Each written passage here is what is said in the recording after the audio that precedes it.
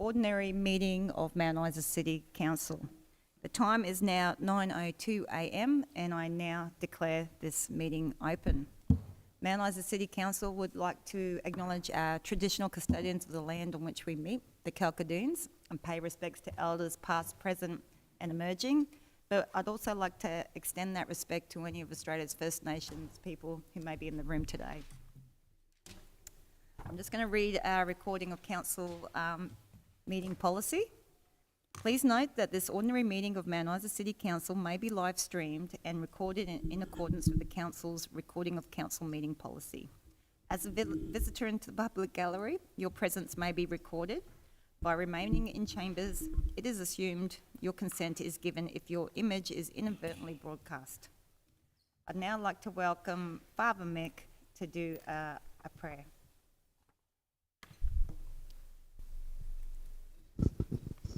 Morning, everyone, and welcome. Thank you for your welcome, Mayor. Just like to do a little reading from chapter 10 of John's Gospel. Now I'm getting old.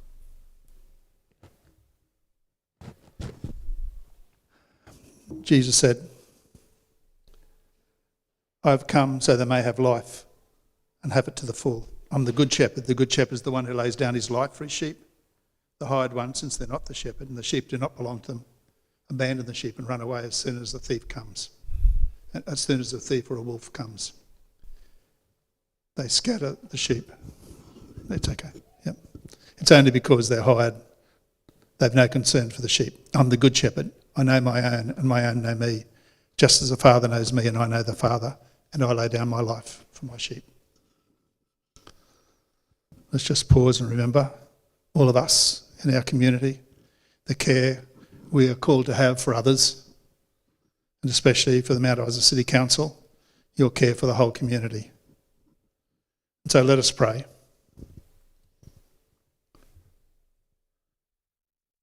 God of goodness, we pray for the Mount Isa City Council, the decisions that are made, they be wise and for the good of all. For the community, that we can respond to unrest with wisdom and understanding of what is involved, and work together with all agencies. For volunteers in our community, they'll find support from others to be encouraged to continue in their valuable commitment to our community. For those with so little in a world where many have so much, that we may find ways to work to alleviate poverty and division.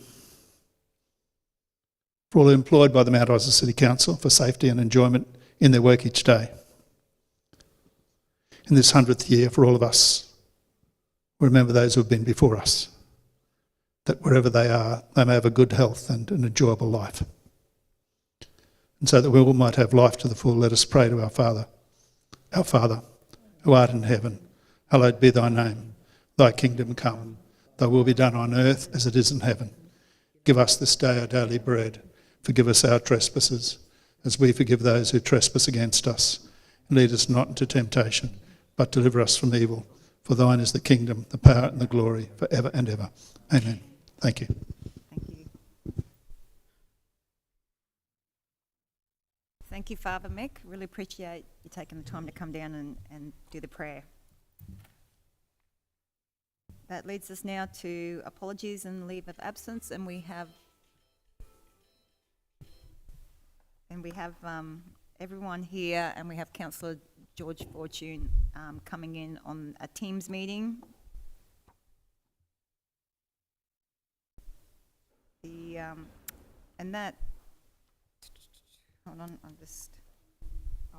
the end there. So that now leads us to the best part of my council meeting, is when we actually hand out the cheques, which is always the best part of a council meeting, and it doesn't happen every meeting, so it's really good it's happening today. So I might grab the Deputy Mayor and we'll read out who has got what. What we'll do is we'll get you to come up, get a photo, and give you an opportunity to have a chat on the grant or your organisation.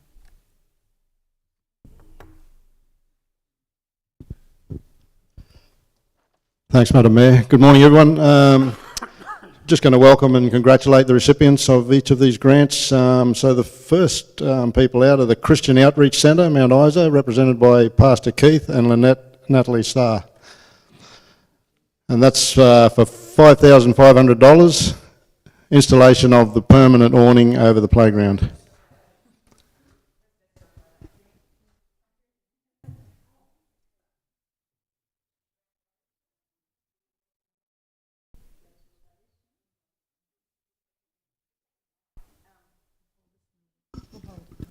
Yeah, just roughly what we're about is, we are a church obviously, but I've lived in Mount Isa 50 years and on staff in the mines for 26 years, and what happened in the mines, we used to lose people so many times because the ladies or the wives would have no friends in town.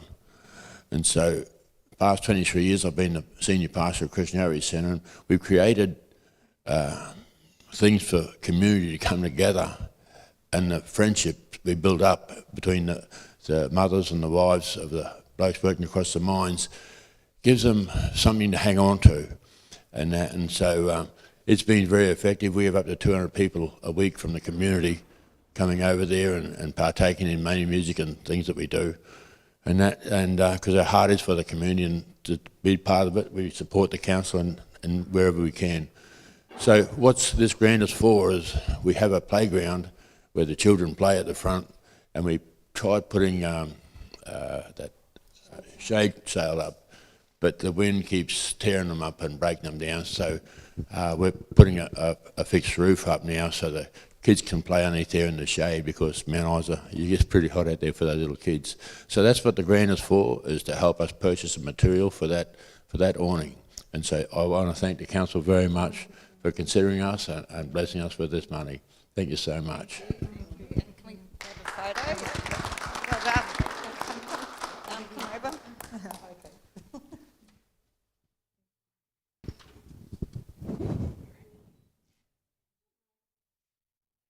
Okay. Congratulations. Thank you. Thank you for all you do.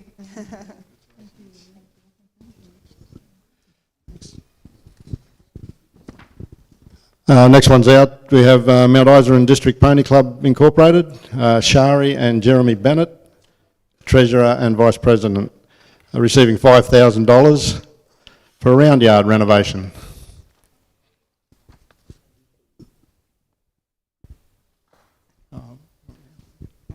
Figure it out. Congratulations. Thank you. Here we go. Oh, it is. Thank you. Congratulations. Now, who wants the microphone? Oh, please stop me and you can hold that one then.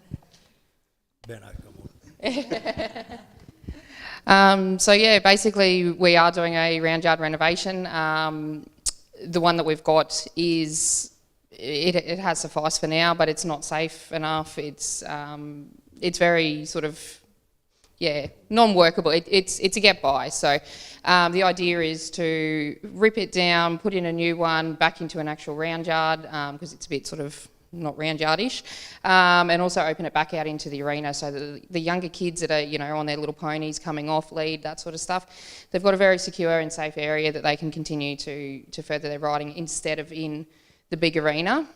So yeah, just to, you know, really help everyone get along in that sense, and, you know, get the kids coming through. Majority of the kids that we've got are the younger age group, but there is a lot coming in through off the lead, stepping up, and to see them progress like that, it is a big thing for them, and they're the next riders coming through. So yeah, to be able to help everyone and get them like continuing and boosting confidence, it's, yeah, it'll be good. Yeah. Thank you. Oh, come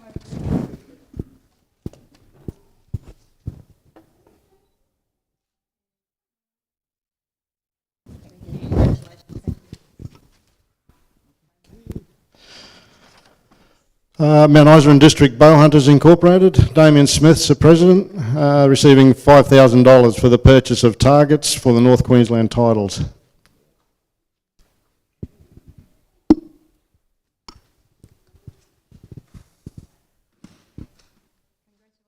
Thank you. Just say a few words if that's okay. Yeah, yep, sure. So we've got North Queensland titles in August. So this is going to go a long way to, we've got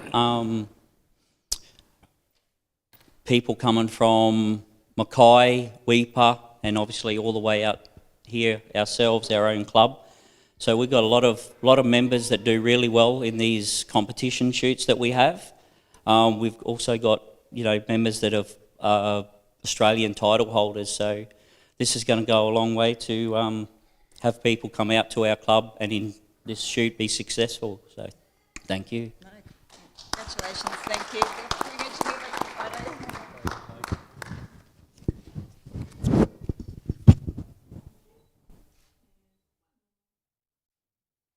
Thank you, congratulations. Invite us along as well, it'd be great to come and have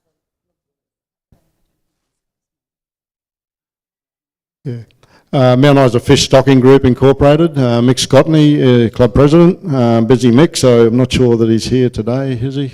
Anyone representing the club? They're receiving $5,000 for stocking Lake Mindara with sooty grunter fingerlings. Let's go on to the next one. Yeah.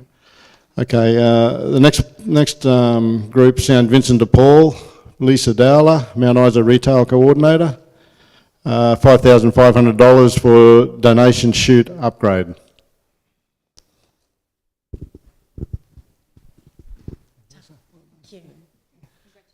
Congratulations. Thank you. Who wants to talk? So thank you very much to the council for this donation. We really appreciate it. As you know, with St Vincent's de Paul, a lot of our work is carried out by volunteers. We have 3 donation bins that are in our warehouse shop, and what we're looking at doing is to make it a safer, easier place for people to work in. We're going to cut the backs of those donation bins out, and the donations will slide down onto a table. So it's going to be safer, easier for all our volunteers. But thank you, the council.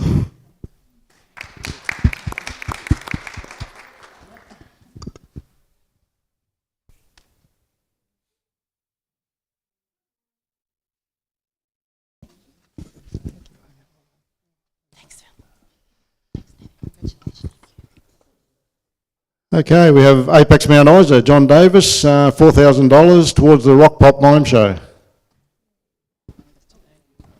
And not available. Okay, Good Shepherd Catholic Parish, Father Mick Lowcock, I know he's here, parish priest, $6,135.80, Multicultural Festival.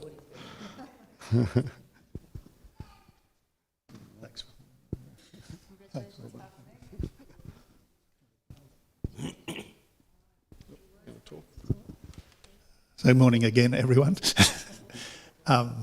So this year with the Multicultural Festival, we're celebrating 100 years of cultures in Mount Isa. And so we'll have a number of displays, but this donation goes towards purchasing more flags, as well as the stage and lighting for the dancers and people who perform on stage. So thank you very much. Appreciate it.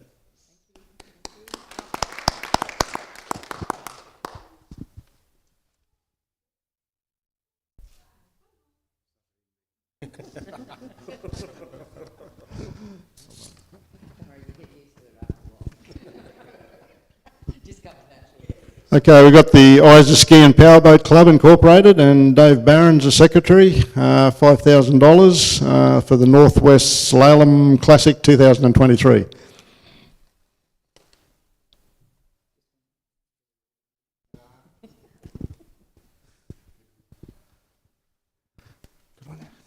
Thank you. Oh, jeepers. Cool. Sorry I'm late. I've just been down opening the new co-responder justice program for Mount Isa, so that's why I'm late. I apologise for that. Our little ski club has developed a lot over the last few years. This online slalom comp allows the skiers in Mount Isa to compete against people from other communities, and there's been a Canadian competitor as well. So appreciate that, and the connectivity it allows us in town here. There's people from health, there's labourers, there's coppers, there's lawyers, there's a whole bunch of people that are building connections that otherwise wouldn't have existed. So appreciate the opportunity. We're developing some young good skiers who will now go away and compete at other areas. So appreciate it very, very much. Thanks to council.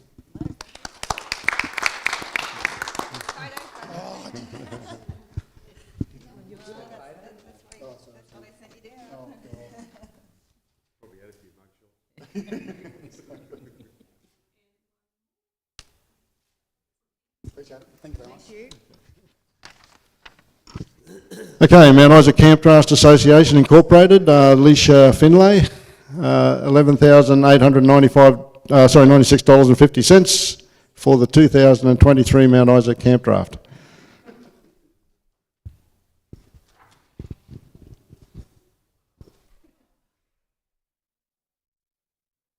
Congratulations. Good, thanks. Yeah, well done. That's right. There you go. Mount Isa Camp Draft, we have a 4-day annual event in July. It's our biggest fundraiser of the year. So I'd like to thank Mount Isa City Council for their funding. It's going towards all our council services, so essential services, sorry. So yeah, really appreciate council's ongoing support. Thank you.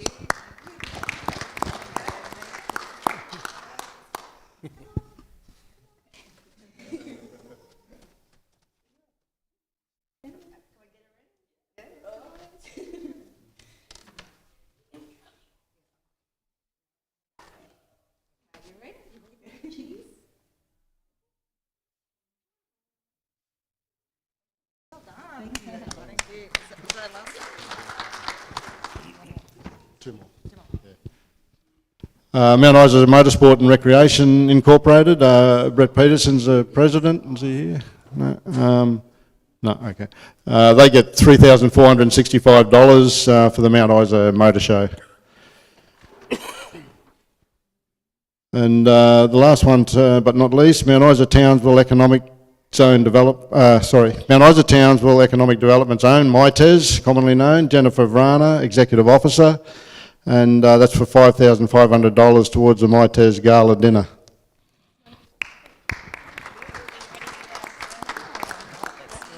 Thank you so much. Yeah, we're hosting a Black Tie Gala event at Lake Moondara, which we're hoping to obviously stimulate the economy, promote everything regional, and link in with the 100 years celebration this year for Mount Isa. Thank you. So thank you, Council.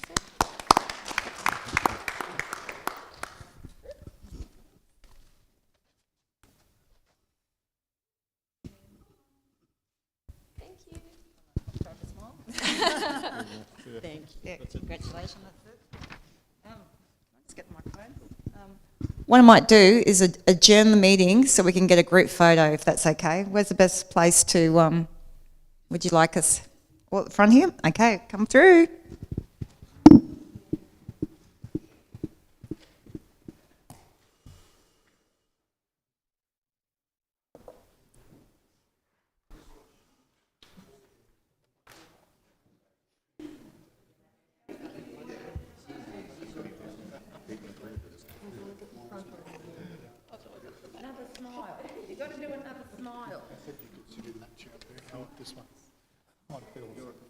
Oh, God.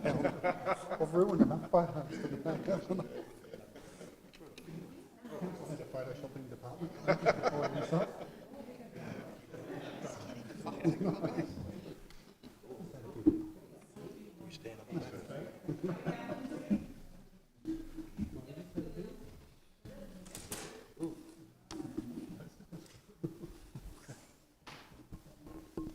Stand next to Stretto, I'll look good. I should stand next to you. I look tall for once. Yeah, no, I don't want to read it either. That's what all the men say. They're right in the middle.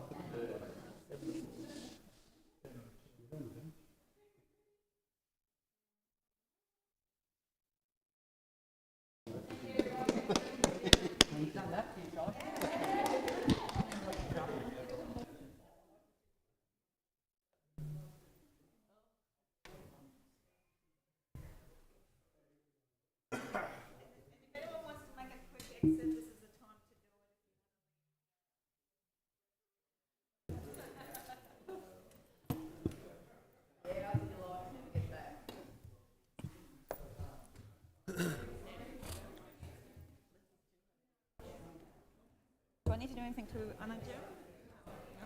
Okay.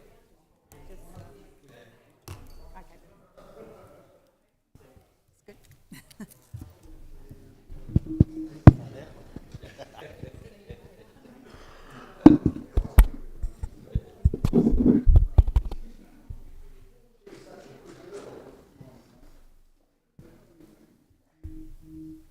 everyone's welcome to stay, but if you want to leave, that's fine too. See ya. See ya.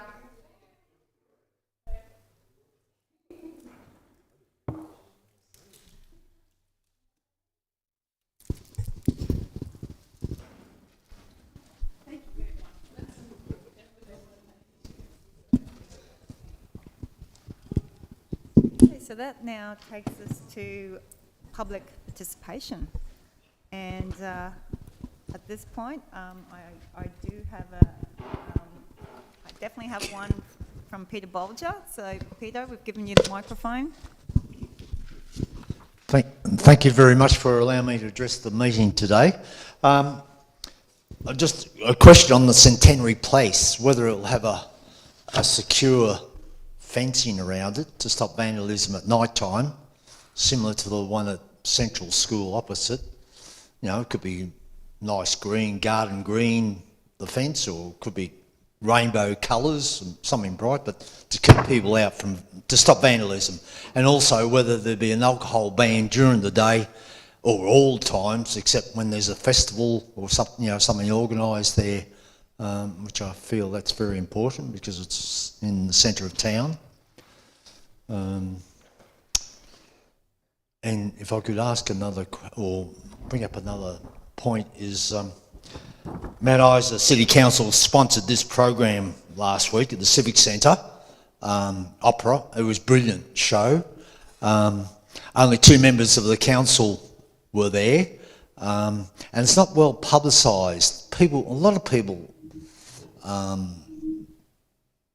didn't know it was on, and I feel that council delays the decision whether to sponsor it or not, which was it's a big thing for the council to do, because it's a free concert. It's just brilliant, and I would like the council to publicise it more and get people involved. I'm amazed that grade 11 and grade 12 students at the high school don't attend it, because in Brisbane you've got to pay $80 to $100 to attend these functions, and we're getting it for free, sponsored by the Mount Isa City Council.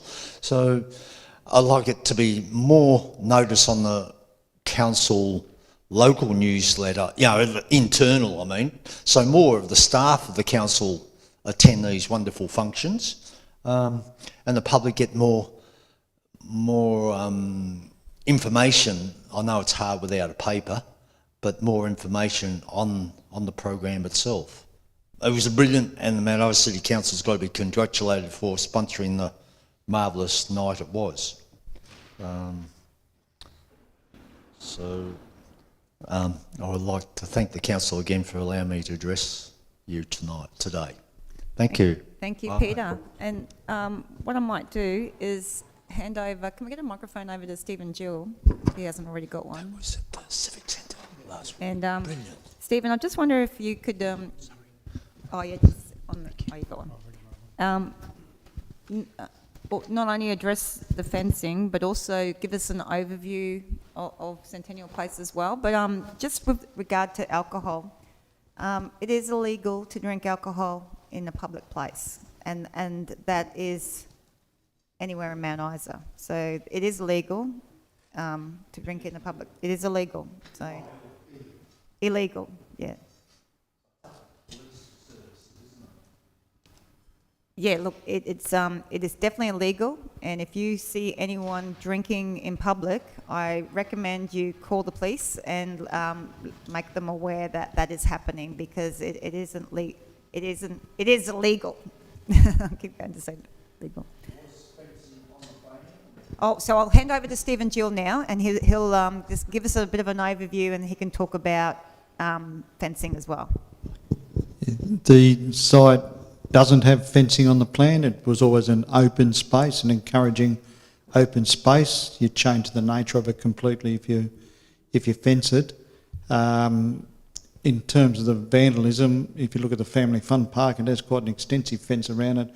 We still have issues down there, so the fencing on its own won't save you, but what it does do is probably create an unwelcome space, a little bit of an enclave that people aren't inclined to go into, because it's easier to hide in. It's just meant to be an open, friendly space which encourages people to utilise and enjoy.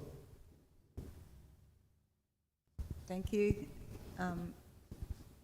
Thank you. And I guess what we can do is once it's completed and we've had a couple of months of it being open, if there is some undue vandalism or if we find that this is really being targeted, it may be something we look to do in the future. But we're hoping, you heard David this morning, he's just officially opened the youth co-responder team, which will mean that there will be a youth justice person and a police officer driving around the streets during the night, and so hopefully that makes a big difference, and including the police have definitely increased their presence in the CBD as well. So Thank you very much. thank you. And just with the regard to events, that's really good feedback, because as councillors we're often asked to agree to sponsorship. So it's great to get that sort of feedback of, you know, that the event was well received, and I take on board perhaps inviting the schools as an invitation to the schools to say, we'll make, if you let us know how many people are keen to come, we can make a spot available for that school. I think that's a great idea. So thank you. And I guess for the councillors, it's always schedule permitting what things they go to. Yeah.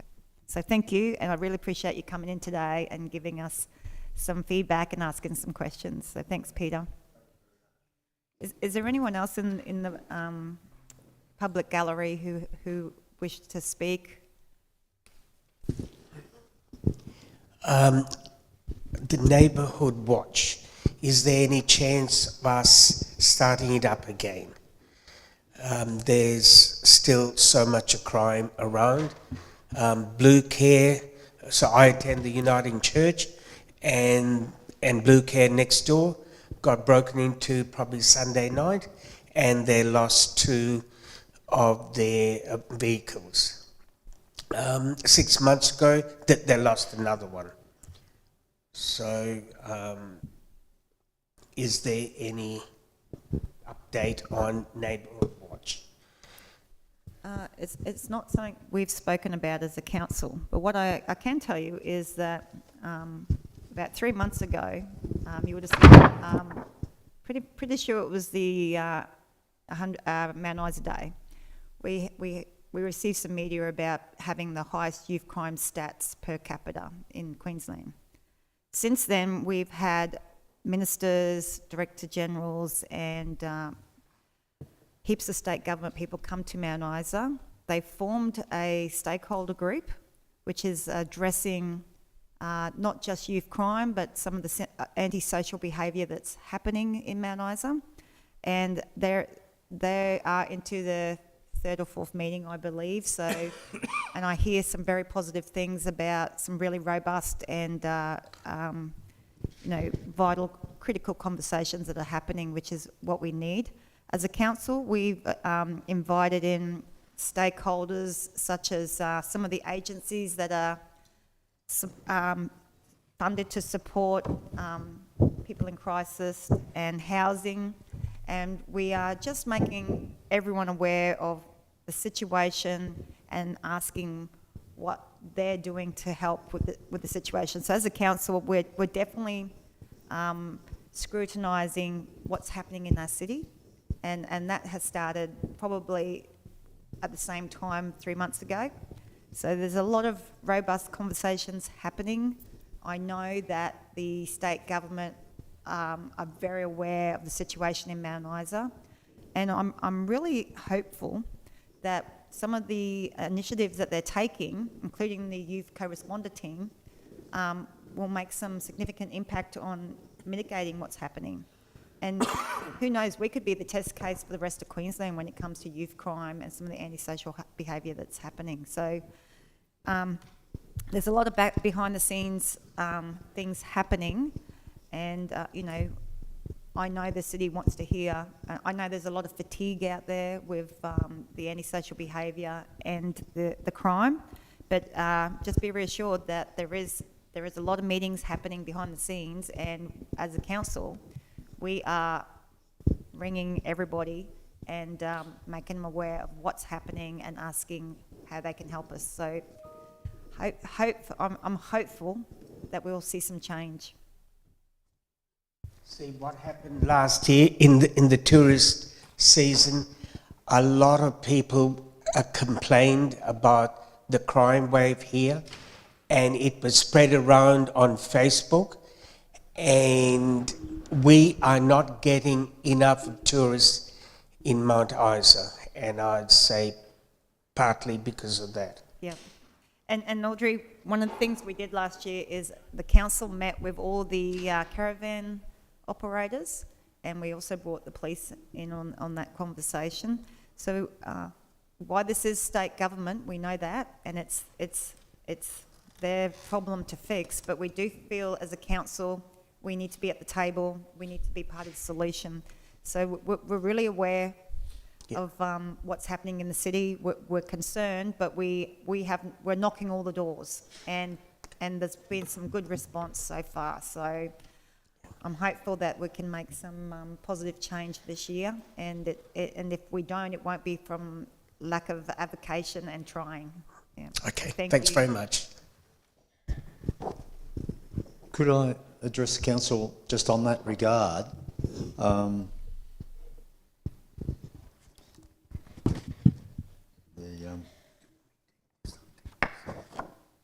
Apologise, got a mental block. News Corp crucified Mount Isa because they don't sell papers here anymore. They couldn't attack any other town because it cost them loss of sales. I feel the council should write to the News Corp and see if they can do an article, because you see on the news Rockhampton, Mackay are carrying out vigilante groups because their crime is so bad, but the News Corp papers don't want to talk about it. Yet Mount Isa was on the front page of the Sunday paper, and it's killed tourists. If you go to Outback, you find their numbers are worse than what it was before COVID. So I'd like the council to protest to News Corp that they victimise Mount Isa on the front page of their Sunday paper, because they don't sell papers here anymore. And they should be reprimanded for their attitude for not picking on Mackay and Rockhampton and Townsville and Cairns. Thank you very much. Thanks, Peter. And look, one of the things I'm doing is, if I am doing a story when it's to do with anything negative, I do ask of the reporter that once I can report a good news story about the situation, that they will give me that airtime, because I think it's really important. And as much as there is definitely youth crime, like there is throughout Queensland and Australia, and we are seeing some antisocial behaviour, I still think Mount Isa is probably the safest place to live in Queensland, without doubt. And and most people will travel here and wonder what the fuss is about. It is a great place. We are putting our hands in the state government at the moment, and I'm also putting pressure on the federal government to sort of help with the current situation. That we do have, like I said, I'm really hopeful for the future, and while you can't mitigate against negative newspaper reports, I think it's up to us as a council in the city to get some good news stories out there, and hopefully we can do that. So thanks, Peter. I really appreciate you coming in today. Thank you. Okay, so that now takes us to item 5, which is the confirmation of the previous minute meetings. So that takes us to 5.1. Would anyone like to move the officer's recommendation? Yeah, I'll move, Madam Mayor, that the minutes of the special meeting held on the 9th of March 2023 be confirmed as a true and correct record. Can I get a seconder for that motion? Thank you, Councillor McRae. Sorry, just through the chair, it says that, apologies, and then it says on here, so I'm not too sure. For that meeting, and I know I wasn't here. So. No, through the chair, there's 2 special meetings. 5.3, there's another one. This was for rodeo. Were you at that one? You weren't at the rodeo one. Okay, it says your team's in. Oh no, it doesn't. It says you're an apology.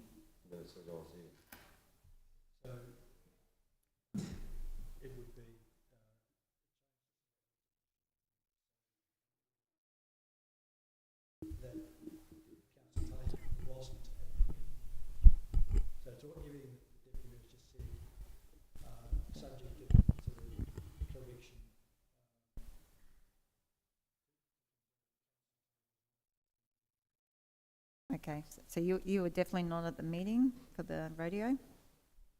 Okay, can we put that correction, are you happy to put that correction forward, Deputy Mayor? As a motion?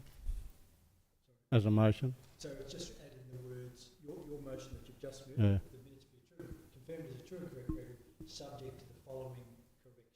Hmm. Then we'd have a line saying the correction. That Councillor Tully, reference to Councillor Tully being present at the meeting be deleted. Yeah, thanks. That's for the 9th of March one. Yeah, through the chair, I'll move the recommendation that the minutes of the special meeting held on the 9th of March 2023 be confirmed as a true and correct record, subject to the rectification of the attendance of Councillor Tully at the meeting, which he was not at. Thank you. Thank you, Deputy Mayor. Have we still got the same seconder? Great. Yep, thank you. Any comments? All those in favour? And that's carried. That takes us to... Thank you, Councillor. And that takes us to 5.2, which is the minutes of the ordinary meeting held on the 19th of April 2023. Would someone like to move the officer's recommendation? I'll move, Madam Mayor, that the minutes of the ordinary meeting held on the 19th of April 2023 be confirmed as a true and correct record. Can I get a seconder for that motion? Second. Thank you, Councillor Tully. Any comments on this one? All those in favour? Councillor Coghlan? Yep. And that's carried.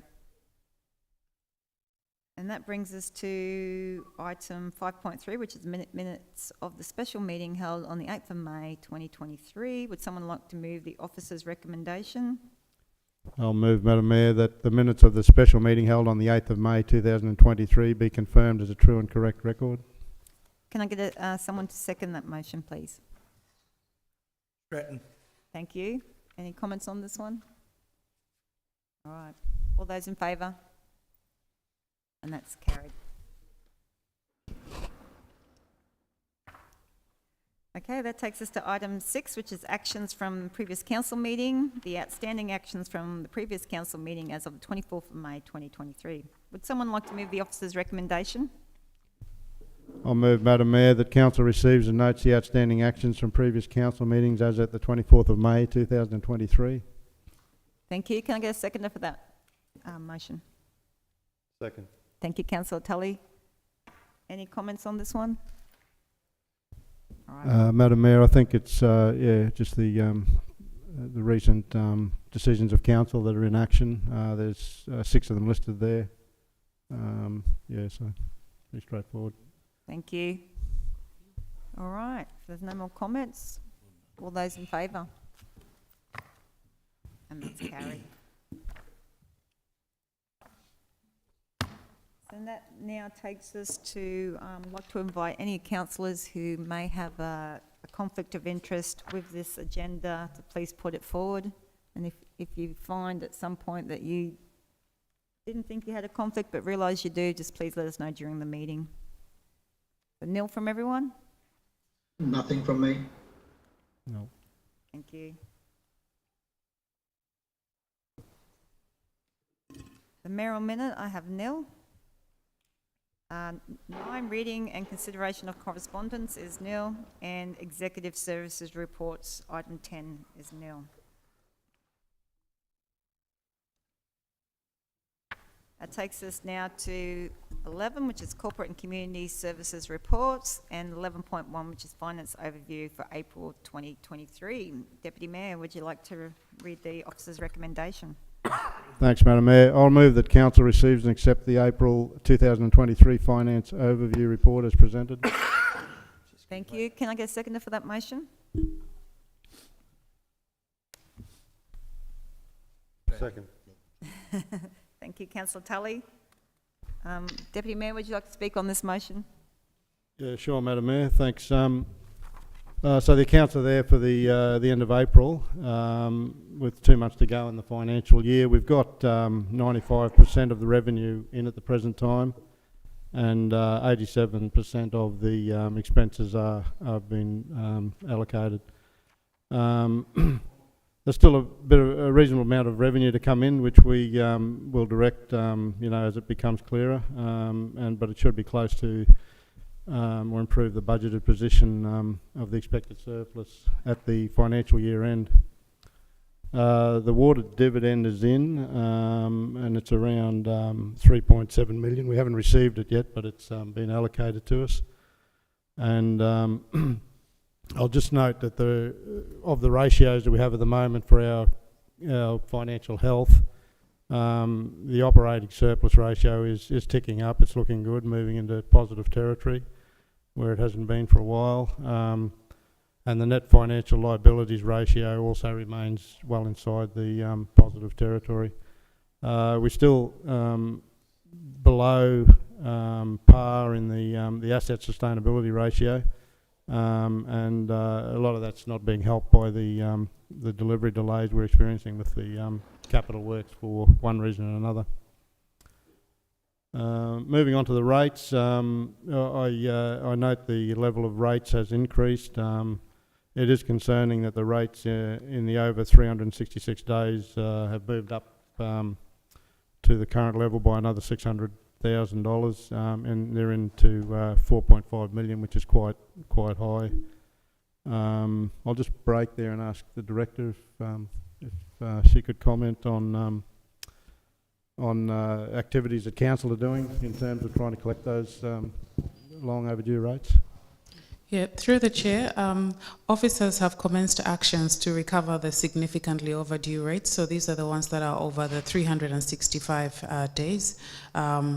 So it's a matter of us just going through the process. There's a number that are going through the court system at the moment, and just tracking the progress of those ones and bringing them back to council as well.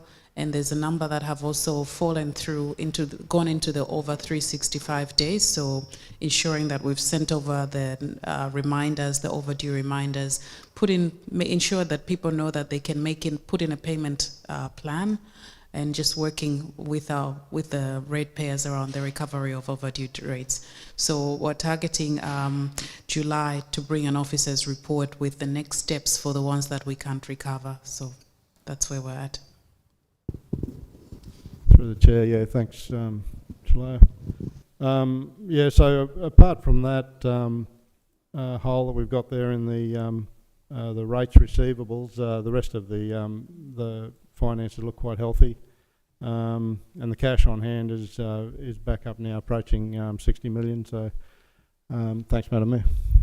Thank you. Do I have any other comments or questions in regard to this report? Okay, all those in favour? And that's carried.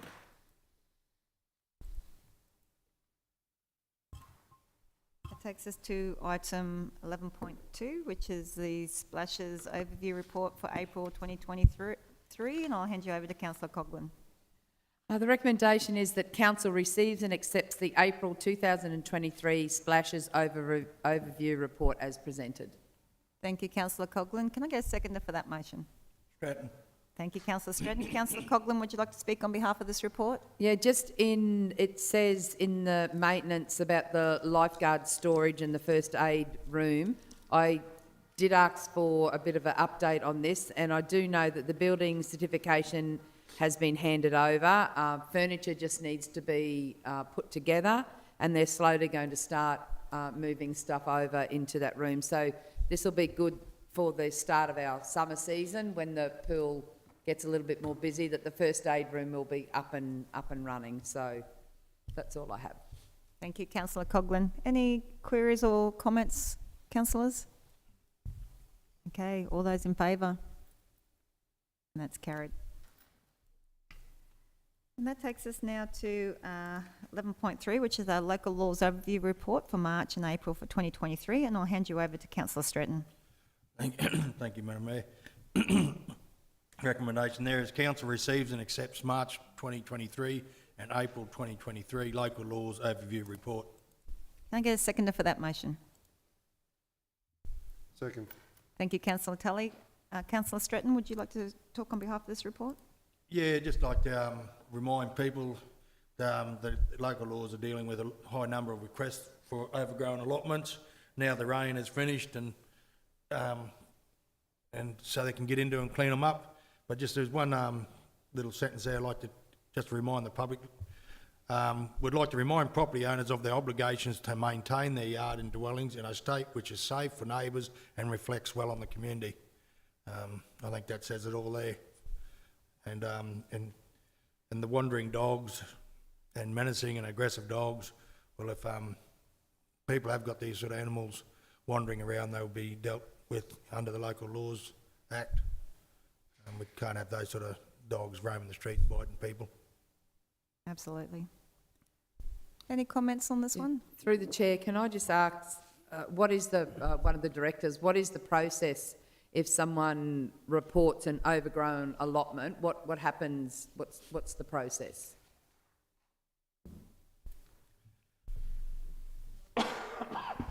So through the chair, when a member of the public puts in a complaint, we'll lodge it in iCase and assign it to an officer. And officers will actually go to the property, do their own inspection, liaise with the owner of the property and come to an agreement with the cleanup. There are certain circumstances where we can't get hold of the tenant or they're not home, and we'll leave some official notification, some letters for them with a date for them to get back to us. And we keep following up through the process. Just through the chair, do we still do the postcards first? Yes. Yeah, okay. So postcards followed by a letter? Yes, that's correct. Thank you.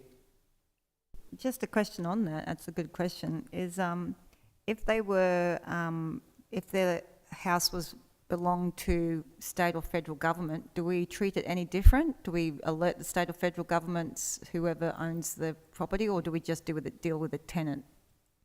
Well, the first step is to deal with the tenant, and the point of escalation is with the Department of Housing if they're the owner of the house. So if we don't get any positive response from the tenant, then we escalate it up the chains with the owners. Thank you. And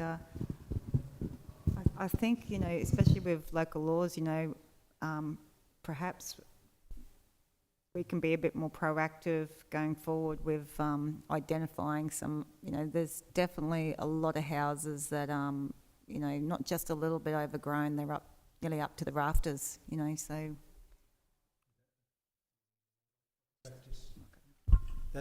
That operational practice that we have is, I guess, obvious in its intent, but there are other options under the local law or local laws generally. So it could be concurrent advice to the owner and to the tenant. It comes at a cost, but it's, I think, particularly with regard to state government properties, of which there are, I think, about 800, obviously, in terms of social housing, advising the department at the same time as the tenant is likely to be the way to go. Can I just say, and I know I'd just like to thank the local laws crew, because I know I do send in a lot of iCases for overgrown allotments, and I know they do get actioned in quite a timely manner. And I just, if I do know there is an allotment that's not, that's owned by public housing, I would just say that I just make contact with them and they deal with it in a timely manner as well. So, but you know, like people in the community need to know that there is a process that if their neighbours or across the road aren't doing the right thing, that they can ring up and put a complaint in themselves. And it's not asking too much, because it's not only, like the fire hazard that's going to be with some of these houses is ridiculous. So we need to get the grass down and make it looking a lot nicer. Thank you, Councillor Coghlan. Any other comments or questions? No. Okay, all those in favour? And that's carried. So then the 11.4, which is the environmental and biosecurity overview for March and April 2023. Over to you, Councillor Stretton. Thank you, Madam Mayor. Recommendation there is Council receives and accepts the March 2023 and April 2023 environmental and biosecurity overview report as presented. Thank you, Councillor Stretton. Can I get a seconder for that motion? McRae. Thank you, Councillor McRae. Councillor Stretton, would you like to speak on behalf of this report? Just a bit of an overview there. You can see that Environmental team processed a total of 150 service requests, searches, inquiries and complaints between March and April. And Environmental Services has followed up on post-inspection compliance report outlining any areas for improvement or correction. All routine food business inspections have been finalised in April. Camping and caravan park inspections start at the beginning of May. That's it. Thank you, Councillor Stretton. Any questions or comments on this one? Yeah, through the chair, have we got a date yet for the Free Plants Day? Isn't it this Saturday? This Saturday, is it?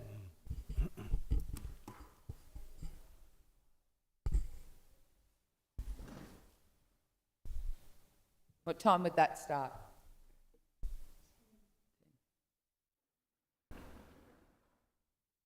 We might get that put in all the councillors' diaries if that's all right. Yep.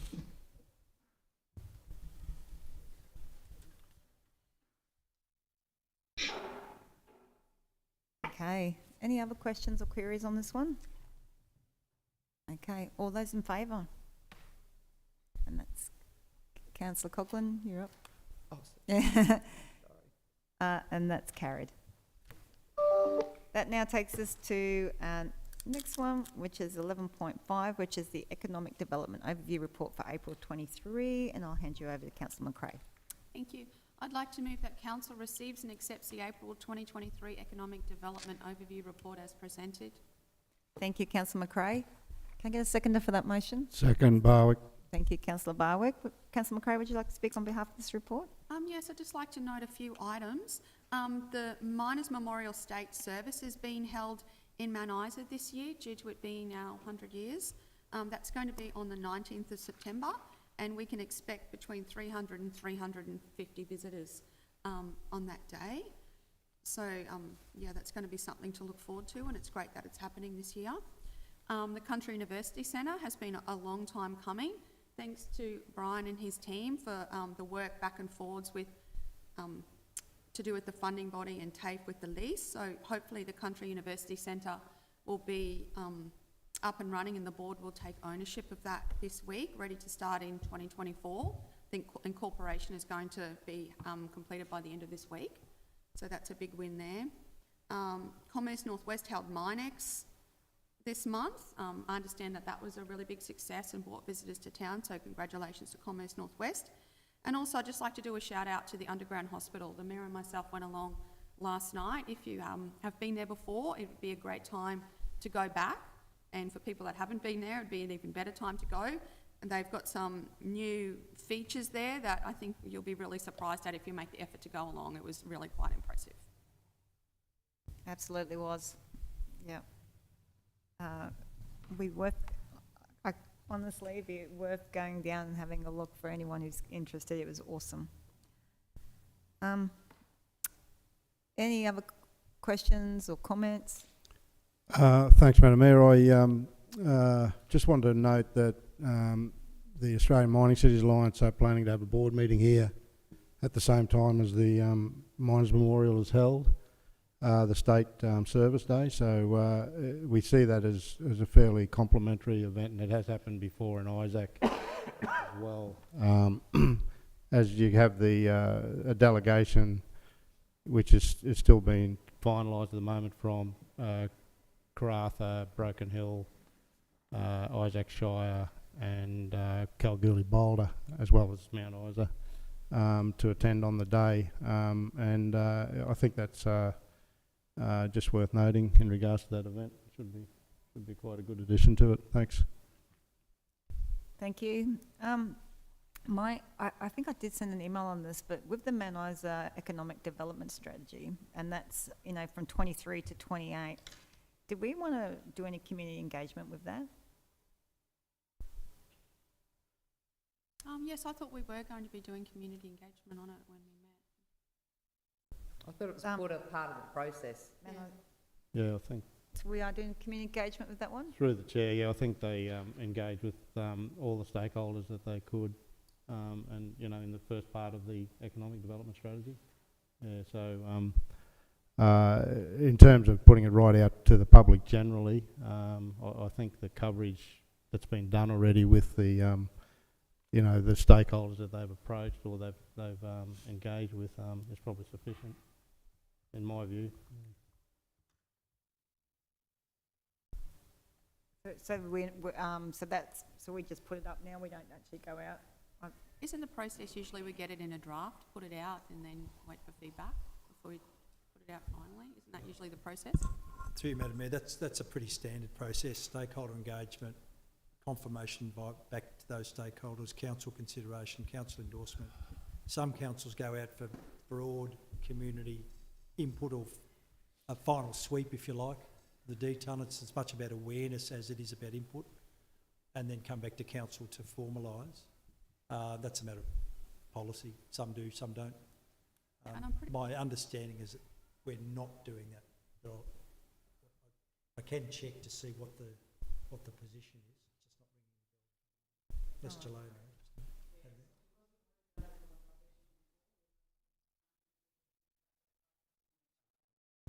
Okay. All right, thank you. All right, is there any other questions or comments on this one? All those in favour? And that's carried. The next one is the 11.6, which is Community Development Overview Report for April 2023. And is this Councillor McRae's? Yep. I'd like to move that council receives and accepts the April 2023 Community Development Overview Report as presented. Thank you. Can I get a seconder for that motion? Seconded for, Chair. Oh, yep, thank you. Councillor McRae, would you like to speak on behalf of these events? I would. I'd just like to congratulate the team on Anzac Day this year. I wasn't in town for that day, but I've seen the photos and read the report. It looked like attendance was huge, so congratulations. Obviously, that we've had a couple of 100-year events also. During April, we had the gala dinner, and then we also had the 100-year rodeo. Those events were very well attended, particularly the rodeo. I thought the community got a great deal out of those and had a wonderful time. I just want to remind everyone that the Outback Queensland Masters is coming on to the 21st to the 23rd of July. I understand that we have got a couple of tickets for people to be competing in that. I've had members of the community ask, because I think we nominated people to compete on our behalf last year. So I was just wondering if we have a process for allocating those or what is going on there. Also, the Superhero Scramble that we're sponsoring is coming up this Sunday. Registration closes, I think, today or tomorrow. So I just want to give that a bit of a plug. If you've got some children you want to spend some time with, go along to the Superhero Scramble. Mm-hmm. And also, thank you, Councillor Coghlan, for reminding me, Free Plants Day this Saturday. I have a question about the gala dinner. There was 35 tickets invoiced to Zonta. So did Zonta pay for them, did they? No, apparently we invoiced them for coins. Is that For what, right? sorry? I think Zonta was the coins, not the tickets.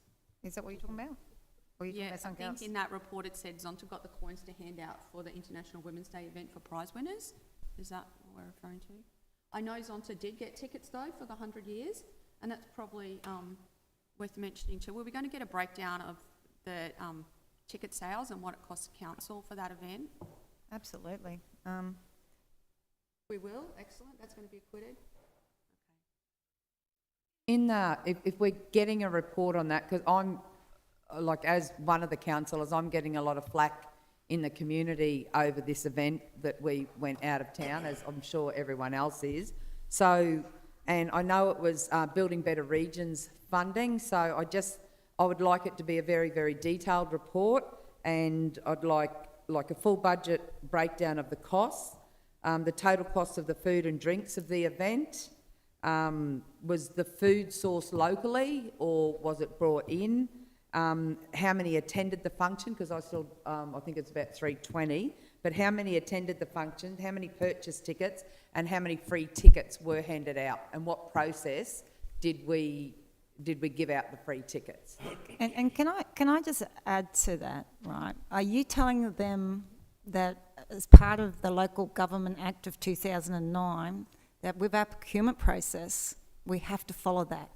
So there's no time at all that we can say to a local business, we're going to give it to you ahead of anyone else because you're just local.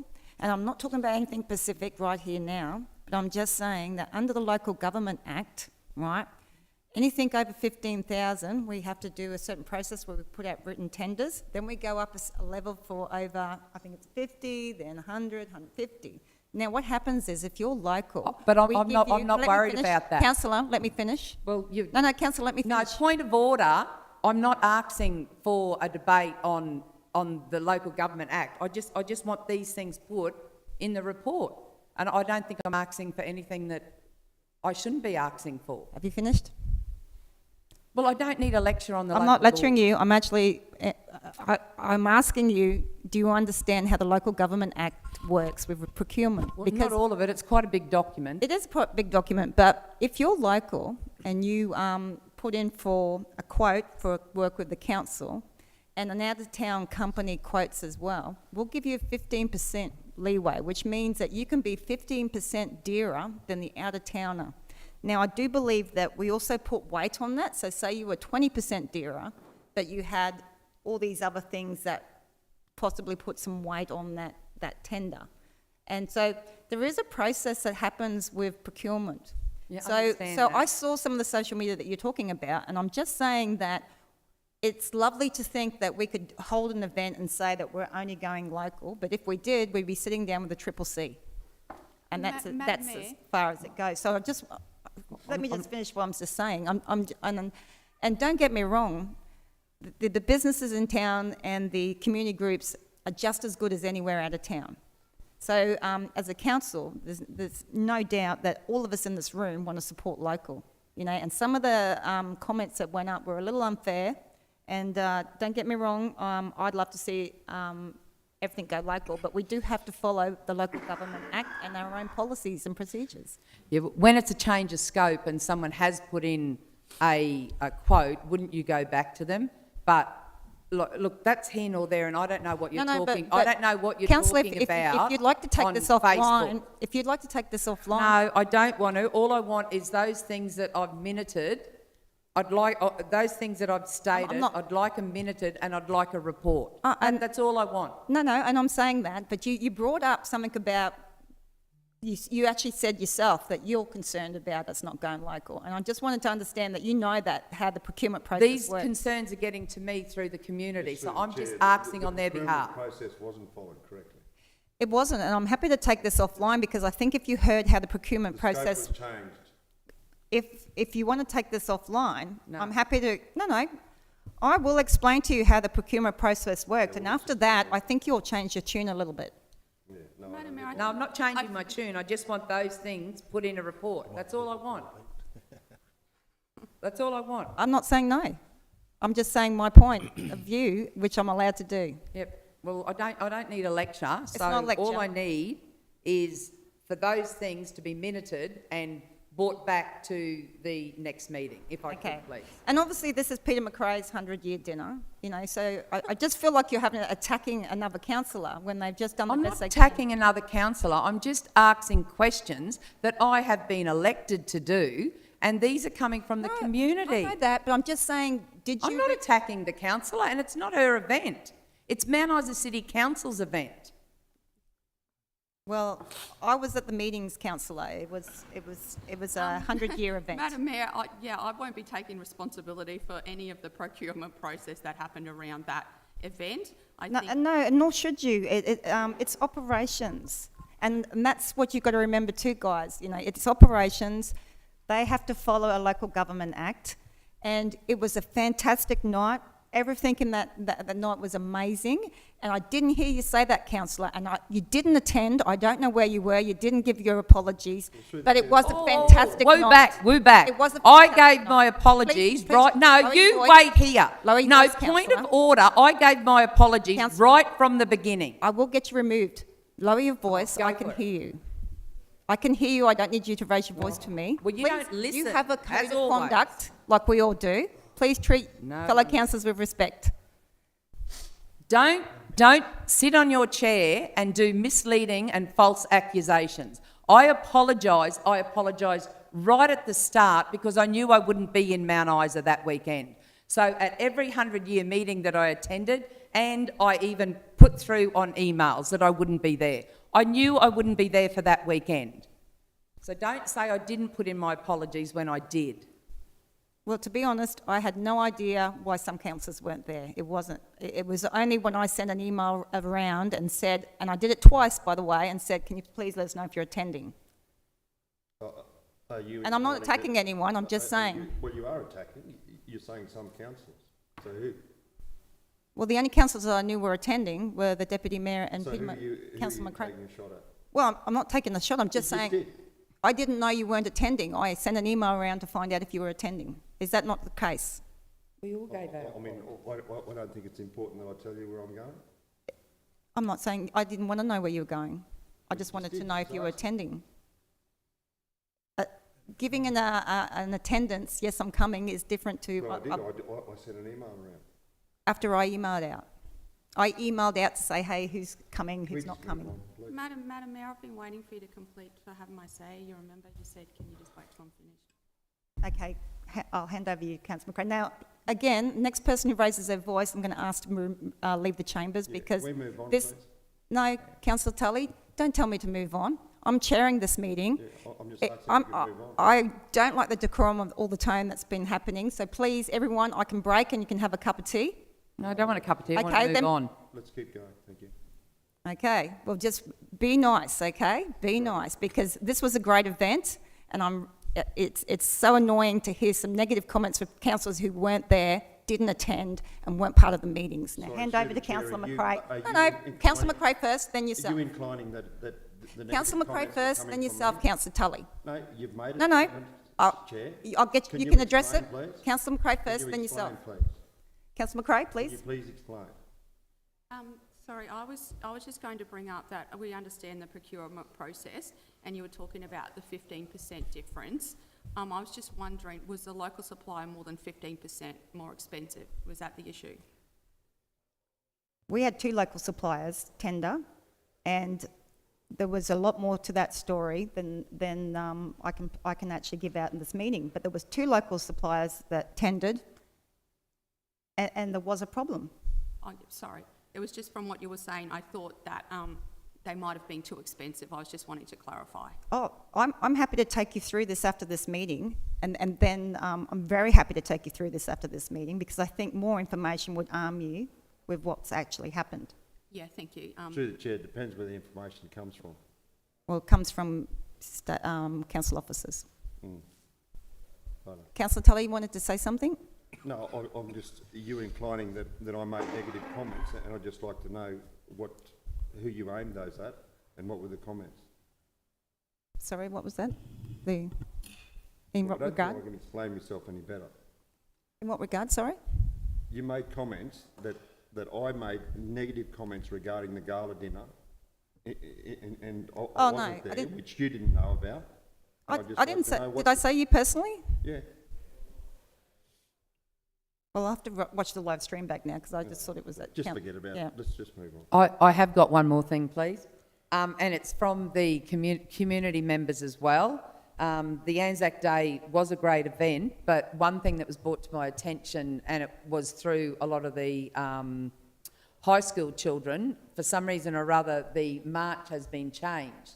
It's always been your primary schools go first and your senior schools go last. This year it was the opposite way around, and what happened is all the senior students ended up under the shade and the littler primary schools were left out in the sun a bit. And a few of the senior students said to me that it would have been better if the young ones marched first. So I just wanted to give that feedback. And also with the dawn service, it was a really lovely service, but we have to maintain people have to know how long they're speaking for, because you can't go too long at that service because you don't want the sun to be coming up when certain parts of it are happening, and that's what happened this time.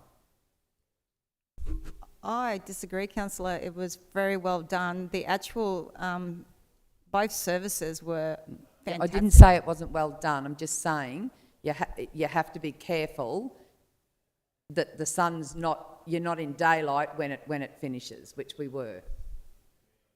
Well, to be honest, that was probably the biggest group I've seen at a dawn service. It was amazing, and I think if you see the photos, a lot of times people prefer to stand or sit where they want to. We've got tons of chairs that don't get filled, and people will stand at the back, and I think, you know, the only other thing we could do is try and usher people around to make spaces, that, you know. But if the sun comes up and it's in your face, is that really, you know, worth complaining about? No, I wasn't saying it was in their face. I'm saying there's certain parts of the ceremony that are better done when the sun isn't coming up. That's all. That was just feedback from the community as well. No, that's great. And look, we don't organise it. It is the RSL, but we support it, you know. So we can take that on board and give that feedback to the RSL, or I can arrange a meeting for you, Councillor. Excuse me, Madam Mayor, sorry, I think we got carried away and I forgot a bit of what I needed to bring up as well. Okay, go on. We've had more funding for Move It. Currently, we're holding Pilates, yoga, aqua aerobics, dance fit, and box fit with Fit Average Joe. Those are free exercise classes that the community can partake in. So I'd encourage everyone to go along, get active and social with other people. The Deputy Mayor and myself were part of the America Welcoming Australia Exchange. During April, we were lucky enough to go on a trip to tour through the Central Valley of California and speak with the councils there about how they are welcoming cities and different programs they have for their Indigenous population and migrants, as well as share information about what we do here.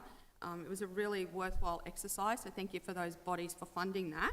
We're still part of that exchange. As part of that, we're looking at having a welcoming event for Welcoming Week in September that we need to plan, and also we're looking forward to having the American component of that exchange come to visit us in Australia in October. So that is something that's ongoing as well. Thank you, Councillor McRae. Do we have any other questions or queries? Thanks, Madam Mayor. I'll just note that we've progressed on the substation, the former substation on Railway Avenue, and it's been painted ready for the mural to go on. And just looking at landscaping around that, so that street art piece is progressing, and I look forward to that happening as part of the 100 years celebrations as well. And could I just commend Chilea's team and under Brian Atharinas for the amount of work that they're actually doing at this time of the year. It's quite amazing. They really are churning out some stuff, and there's things that do go wrong at times, but for the most part, they deliver quality work, and I think that should be recognised. Thank you, Deputy Mayor. Any other queries? I'd just like to say that, and I certainly don't want to get into a debate, but I just want to thank the council staff, because the gala dinner was absolutely phenomenal. I've actually been on the committee for Casa Grande for 6 years, and I've been to many a ball in my time, but that night was absolutely amazing. I haven't heard anyone who attended have just raved about the evening. And I think, a big congratulations to council staff for all the hard work. I could see it in their faces that they were so happy it all worked out at the end. And look, can't thank them enough for all the hard work. And it was a fitting tribute to a fantastic city, and I was proud to be there, proud to be the mayor, and I'm very proud of the dinner that was put on. So, thank you very much. And if that's a standard, that's something maybe we can do every year, because it was amazing. So thank you. Okay, so without further ado, all those in favour? Aye. And that's carried. That takes us now to 11.7, which is the Royal Flying Doctor Service request for sponsorship. I'd like to move that council approve sponsorship to the Royal Flying Doctor Service in the amount of $10,000 ex-GST for their event 2023 RFDS Mount Isa hang a ball. Seconded, Fortune. Thank you. Well done. You're getting on top of this. Councillor McRae, would you like to speak on behalf of this? Oh, sorry, I already just flipped to my next one. Yes, I could speak to that. RFDS provide a really valuable service. I think sometimes a lot of us think that it's not necessarily for people in Mount Isa, it's for people outside Mount Isa to get them here, but in actual fact, if people do have serious accident or illness, RFDS does transport them to Townsville and Brisbane. So, yeah, I think it's a good thing for us to get behind and support. Through the chair, I won't be supporting this motion at all. They have received quite a lot of money through the resource community grant that went out, and also we've also waived their rates or their water bill quite a few months ago. So I won't be supporting it due to those reasons. But I do know they do a valuable service. But I think they have gotten enough out of Mount Isa City Council this year, and I'd prefer to see that money go to the sporting groups, local charities that missed out on the resource money. Thank you, Councillor Coghlan. Would anyone else like to? Yeah, through the chair. Madam Mayor, my understanding is that the RFDS Queensland, which I presume this is for, is their cost of operations is around 100 million a year. And it's largely funded by government. However, they do rely on something like 10 or 15% donations throughout each year to continue their operations. They raise a lot of money in the southeast corner, but most of their services are delivered in remote areas such as ours. I think Mount Isa is a very, very important base for the RFDS across Queensland. I think, you know, I don't think they're asking too much for the few things that they've asked us over, you know, the term that I've been in council since 2016, and I don't think that this is any great departure from a lot of the sponsorships that we're already handing out for such things, and I will be supporting this this recommendation. Thanks. And can I please add, for this one, Royal Flying Doctors and the next 11.8, the Drovers Camp Festival, if the people involved in putting in the applications could just remember to get them in for our community grants round as well, so that could come out of that budget, that would be really helpful and a much easier process. Absolutely, and it'd be good to get them earlier. I think with, you know, sometimes we get them just before the event, so to get in early with council, because we can make a decision earlier. I also will be supporting this. You know, you don't know that the Royal Flying Doctors are there until one day you're sitting on a plane with them, and I've been on a plane twice with the RFDS, and I've been in a room where I've talked about that, and then other people in the room go, yep, I've used RFDS and I've used RFDS. It's a bit like Ronald McDonald House. You don't know it's there until you need it, and when you need it, you really do. So I think they do a great, they really help our neighbours, you know, as much as they help Mount Isa, they really help the Northwest. They're going to be spending around $10 million on a new hangar, which will bring in tourists. But most importantly, it'll be housing the bigger planes and a bigger helicopter, which will, you know, just benefit Mount Isa. So they, like I said, it's one of those things that you don't think you need until you actually need it. And when you do need it, you need it to be there. So that's my thoughts. All right, if there's no more comments, all those in favour? Aye. Councillor, would you like your vote recorded? Yeah, I'll have my vote recorded, please, as a nil vote. All right, that takes us to 11.8, which is the Drovers Camp Festival, request for sponsorship. Would someone like to move the officer's recommendation? I'd like to move that council approve sponsorship to the Drovers Camp Association Incorporated in the amount of $10,000 excluding GST for their event 2023 Drovers Camp Festival. Can I get a seconder for that motion? Stratton. Thank you, Councillor Stratton. Councillor McRae, would you like to speak on behalf of this one?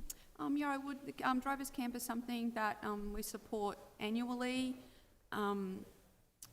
It's a great event and a good economic stimulus for people visiting Camberwell, so I think it's important for us to support it.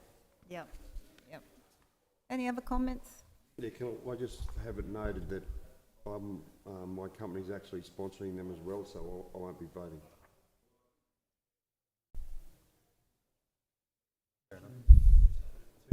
Madam Mayor, if you're in the room and you don't vote, you're taken to be voting in the negative. Okay, well, I'll go then. Is it a conflict of interest to be sponsoring the same event? Well, the only ones who can answer that are yourselves. What hasn't been proposed that there is a conflict. Personally, and I always have to be careful giving this advice, I can't see it. I didn't say there was a conflict. Yeah. I just wanted it noted that I'm also a sponsor. Yeah. It's open. At the end of the day, if a councillor other than Councillor Tully thinks there is one, then you've got a responsibility to say, let's debate that and decide it. That's the system. Happy to leave it to the floor to decide. No, I think those of us with businesses support lots of events, and I have never seen it as a being personally invested and as a conflict, so I'm happy for you to vote on this one. I don't see you're going to gain any benefit out of it, so I'm happy for you to stay in the room. I'll move that Councillor Tully be allowed to remain in the room for the vote. Thank you. Can I get a seconder for that motion? Stratton. Thank you, Councillor Stratton. All those in favour? Councillor Coghlan? Are you in favour? Cogger. Sorry. Yeah. And that's carried? So has the motion been voted on? Or No, or we're allowing you to stay in the room, so that one was... Oh, so we're voting on the motion now? Yeah. Unless there's any comments on this?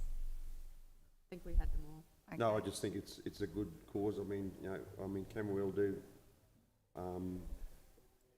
tend to say that they miss out on a lot. I mean, we try and do the best that we can through council to help, in any way we can. So I think, and it is a good weekend. I mean, I've been out there a couple of times, and it's a good weekend. That's it. Thank you, Councillor Tully. Absolutely. And there's no doubt Camberwell does a fantastic job of preserving their history. And if you have been out to the Drovers Camp, it's remarkable. So, obviously they're our most famous suburb. They're a 2-hour drive, and that gives us, I think it's the longest main road, main street in the world. So that's our claim to fame. And looking forward to the Drovers Camp this year. So without further ado, all those in favour? And that's good. Aye. Thank you. So 11.9, which is the request for financial assistance for the Mount Isa Tourist Association. Would someone like to move the officer's recommendation? I'd like to move that council provides retrospective financial support to Mount Isa Tourism Association to the value of $1,800 to assist with the costs associated with sending a MIDA representative to attend the Sydney Caravan and Camping Show on the 18th to the 23rd of April 2023. Thank you. Can I get a seconder for that motion? Second. Thank you, Councillor Tully. Any comments on this motion, Councillor McRae? Yes, I would. I think we were a bit reluctant last time, and this was brought back to the meeting because we needed some further acquittal from a few things. So I understand that has all been provided, and I'm happy to support that. And I think we're getting good value out of that for the cost of $1,800. So I'm happy to support it at this stage. Absolutely. Yeah, through the chair, I've got a statement on that. I believe Councillor McRae touched on it previously. This is retrospective funding, not the usual thing that Mount Isa City Council does, and it's been discussed previously that there is a sponsorship round that everyone else applies to. And it wasn't quite clear to me in the papers that that has been explained to the Mount Isa Tourism Association, and I would like it explained quite clearly to them that any future endeavours get applied through Mount Isa City Council's grants and sponsorship rounds. In saying that, obviously the exposure to Mount Isa for tourism is great.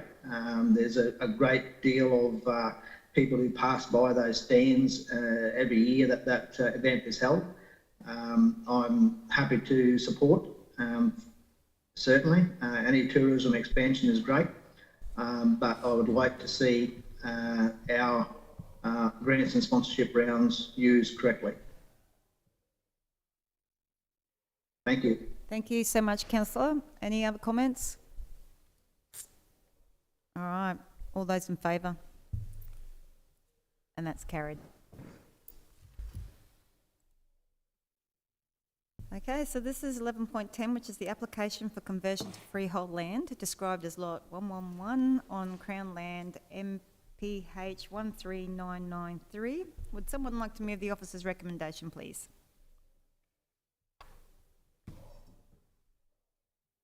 That town planning, Fortune? I think Councillor Fortune might be trying. Oh, okay. You're on mute, Councillor. You've muted yourself. Sorry, I'll move the recommendation that Council advises the Department of Natural Resources that 1, Council supports the application for conversion to freehold over the area described as Lot 111 on Crown Plan MPH 13993 Mount Isa, and 2, that all costs associated with the conversion to freehold are met by the applicant. Thank you. Can I get a seconder for that motion? Second. Thank you. Councillor Fortune, would you like to speak on behalf of this one? Just a bit of background on that. In the mid-1990s, the state government offered landholders of Mount Isa opportunity to convert their land from a miner's homestead perpetual lease to freeholding lease. The majority of landholders took up this offer. However, some opted not to convert, but alternatively lease the land in perpetuity from the state by way of a non-competitive lease. So this is just changing from that non-competitive lease to freehold. Thank you. Can any other comments? All right. All those in favour? Aye. And that's carried. Thank you. That takes us now to 11.11, which is a request for vacant lease area C SP 288786 in Lot 6 RD 228 Mount Isa Netball Association. Would someone like to move the officer's recommendation? Yeah, I'll move, Madam Mayor. Till I see it. Wow. I was Blundered laughing into to that myself. one. Yeah. Recommendation that council resolves it is satisfied that the disposal of the premises by way of formal use may proceed other than by tender or auction because of an exception applies to authorise that disposal under section 263(1)(b)(2) of the Local Government Regulation 2012 Queensland, in that the disposal is to a community organisation. To offer Mount Isa Amateur Netball Association Incorporated formal use over the reserved land described as lease area C SP 288786 in Lot 6 RD 228. 3. Mount Isa Netball Association Incorporated must hold the required public liability over lease area C SP 288786 in Lot 6 RD 228 at all times. 4. To retain the right to rescind the offer for use over lease area C SP 288S86 in Lot 6 RD 228 and will provide 3 months notice prior to end date or upon expiry of the lease areas B and D. 5. Mount Isa Amateur Netball Association Incorporated's use of lease area SP 288786 in Lot 6 RD 228 is subject to all terms and conditions as stated and agreed to in the lease agreement for lease areas B and D SP 288S86 in Lot 6 RD 228.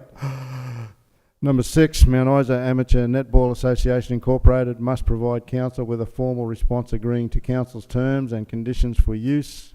Formal response must include the committee meeting minutes in which the committee agreed to the terms and conditions for use. And 7, rent for the lease area SC SP 288S86 in Lot 6 RD 228 will be set at $1 per annum where requested.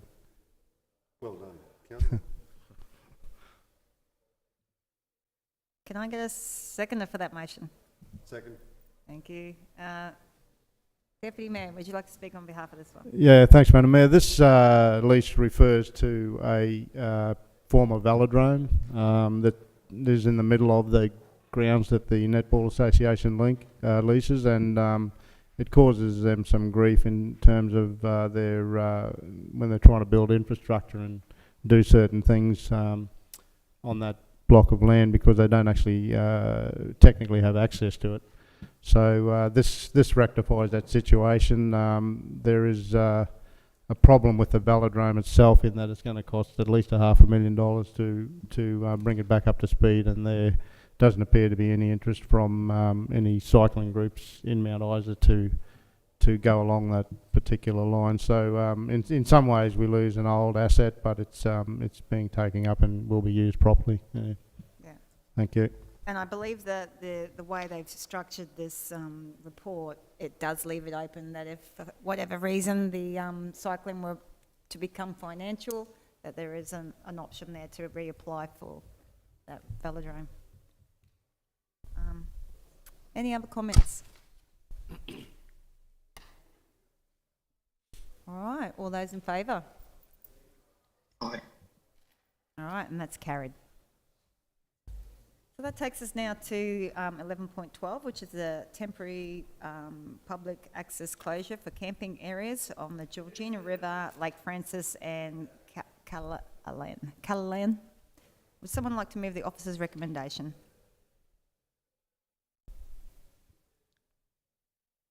I'll move, Madam Mayor, that council resolves to, 1, in accordance with Mount Isa City Council Local Law 481D and 2AB, temporarily close public access for a period of 6 months, including the 2023 tourist season. The local government-controlled areas known as the Georgina River, Lake Francis and Lake Canellan to implement best practice for managing the visiting tourists and campers, addressing various public interest matters and to protect cultural heritage. 2, allow the camping areas to remain open to all permanent Camberwell residents for the purpose of fishing and water activities and for persons who hold the appropriate permits under the Stock Route Management Act 2002. And 3, install appropriate signage at the 3 entrances to the camping areas advising of the temporary public access closure. Thank you, Deputy Mayor. Can I get a seconder for that motion? Stratton. Thank you, Councillor Stratton. Deputy Mayor, would you like to speak on behalf of this? Yeah, thanks, Madam Mayor. I think the recommendation outlines it fairly well, but underneath that, the damage that appears to be happening to the area is quite concerning in terms of the damage to the trees and the area that's in the control. So I think this is a bit of breathing space for the organisation that we've entrusted with the lease to just to get things right and to be able to manage the property, the area well later on. I'm hopeful that it'll be reopened for camping, but probably under a more regimented regime, so that there's no damage to fauna and flora around the place. Thanks, Madam Mayor.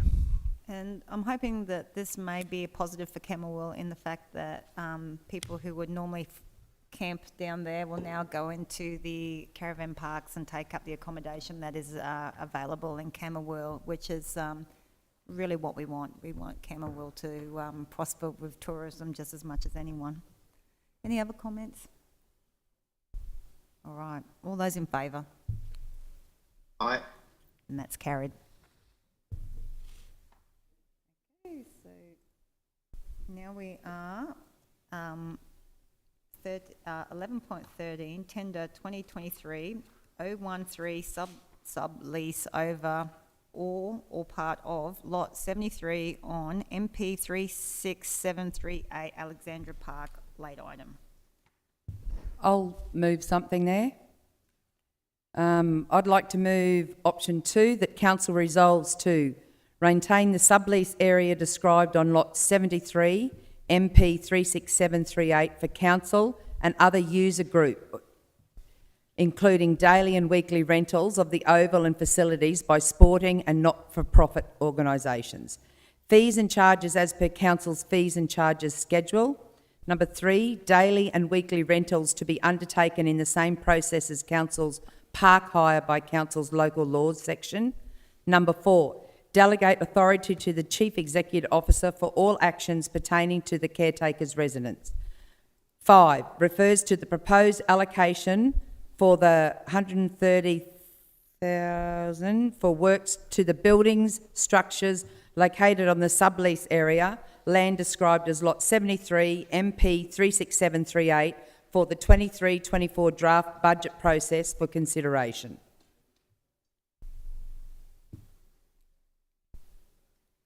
Okay. A seconder for that motion? Stratton. Now, councillor, when we, originally when we put this item forward, we had no takers. You expressed that you had a friend that was interested and didn't realise it was open. Is there any conflicts of interest here, just because I remember that conversation? No, I didn't say I had a friend. I said I knew there were organisations looking for the Oval, but I just would like to say my reasons why I went for option 2. It should be kept as a oval, as a sporting oval, as one that we can hire out to organisations to have events there. And during and it's written very well here in the considerations, it was with some of the organisations that did put in a submission, that's unclear to whether the submitters would be able to meet the obligations for the management of the site. The proposed use of the site for land, conservation, art and cultural use has not been identified and appears to be the subject of funding. Some concerns including the non-commitment to rent. This has always been a sporting oval in Mount Isa, and I think it should stay as that, but there is one part in the report that I think is not correct, and it says that AFL Queensland have verbally said that they were interested but that council hadn't received anything. But I do know that AFL did send yourself, Mr. CEO, an email regarding their interest. Did you never receive that? Because I actually I've got a copy of the email. Well, if you've got a copy, that's fine. It may have been directed straight to the council officers. There was a discussion last week. It's been a long time coming to address the outstanding issue of what to do with the potential money that is available. And the reason why that's all been delayed is because the officer at AFL who had been dealing with it left. So there's a new person and they've been coming up to speed. So irrespective of the email, all roads led to the discussion last week, and that discussion will result in some further action on the AFL's part and on our part locally to see if there's what can be done. So it's still, unfortunately, relatively early days. I just don't want to see this lost as a sporting oval or a recreational oval. Thank you, Councillor Coghlan. Is there any other comments? Yeah, through the chair, I'm agreeing with Councillor Coghlan, which is probably a rarity. Very rare. Oh my Lord. What I would like to say is I'm still of the view that council should retain it and also do the same sort of improvements that we've done at Sunset Oval and at Captain Cook Oval, because they have been very, very successful. I think this is in a transverse part of town from those two facilities and would suit serving those suburbs out there, well, Soldiers Hill and to the south from there. So I'd be supportive of that. I think this is probably a first step in that. We probably would need to do a lot more workshopping before we went down that road. But yeah, and with that in mind, we then could allow people like AFL or other groups who want to train there, and if the amenities and the facilities are upgraded, they will go there, as we've seen with the other two parks, especially for nighttime trainings or late evening trainings, late afternoon trainings and things like that, because that's a very popular time to do that, particularly here with the heat and the intense sunlight. So yeah, I'd approve that. Thanks. Okay. Is there any other comments? Through the chair, it has just come in as a late item, and I don't know if I'm quite prepared. I'm open to either option, but I just feel like it needs to go through that workshop process for us to get a true understanding of what's going on. Through the chair, it was put through the workshop. Oh, sorry. I must have missed that bit. Sorry. No, it didn't come through the workshop. I don't think it went through the Well, workshop. it was discussed.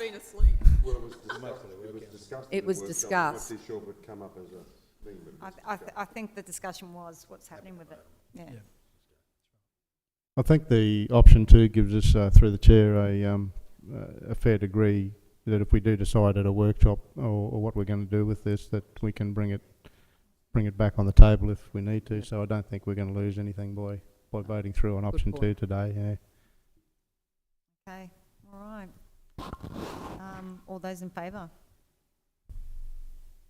And that's carried.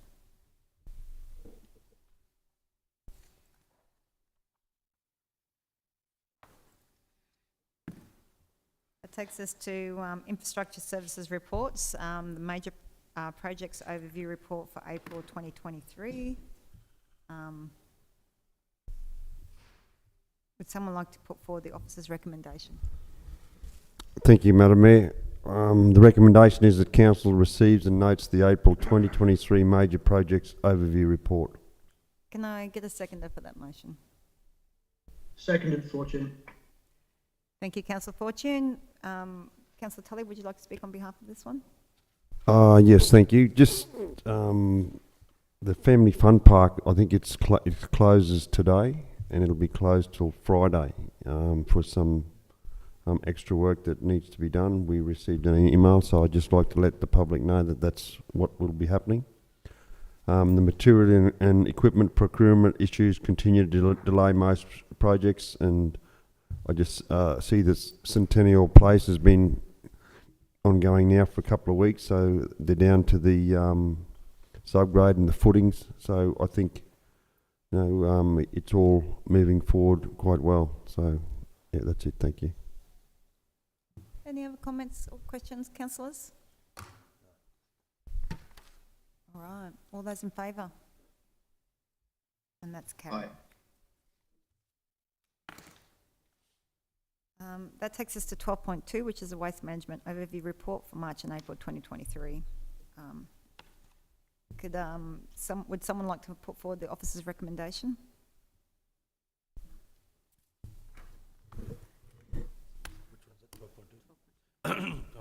I'll move that, Madam Mayor. Thanks. Council receives and notes the March 2023 and April 2023 Waste Management Overview Report as presented. Thank you, Councillor. Seconded, Fortune. Thank you, Councillor Fortune. Councillor Stratton, would you like to speak on behalf of this one? Madam Mayor, there's just a few things there. Domestic garbage collection, JJ Richards is doing an exceptional job with domestic collections. There have been only a few minor issues which have been resolved very quickly. There's been a few problems with the commercial garbage collection, but the team is working well to rectify those issues with that. That's about it. Thank you. Any other comments on this one, on this report? Okay. All those in favour? And that's carried. That takes us to general business, which is nil, and then that leads us into confidential. So we might do.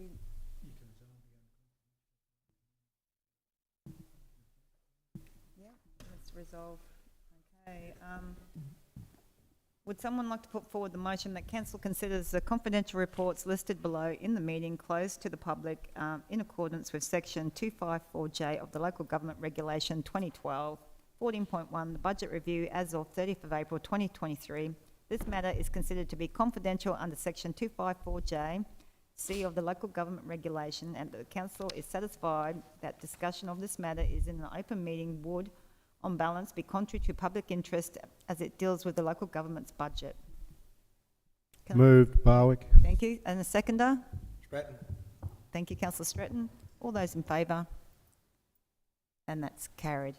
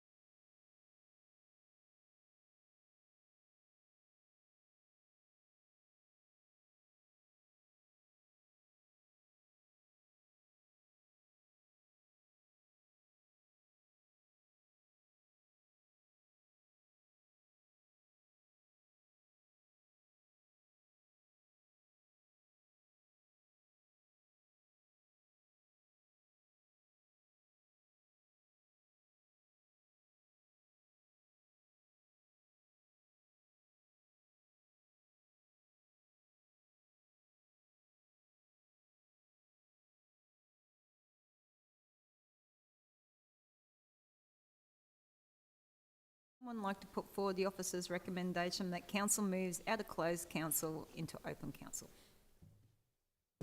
Thank you, councillor Tully. Can I get a seconder for that motion? Seconded, Coghlan. All those in favour? And that's carried. Okay, so that takes us to item 14.1, which is the budget review as of the 30th of April 2023. Could I get someone to move the officer's recommendation, please? I'll move, Madam Mayor, as soon as I can find it. We'll move that that council adopts the revised 22-23 budget as presented in April 2023 budget review. Can I get a seconder for that motion? Second. Thank you, councillor Tully. All those in favour? And that's carried.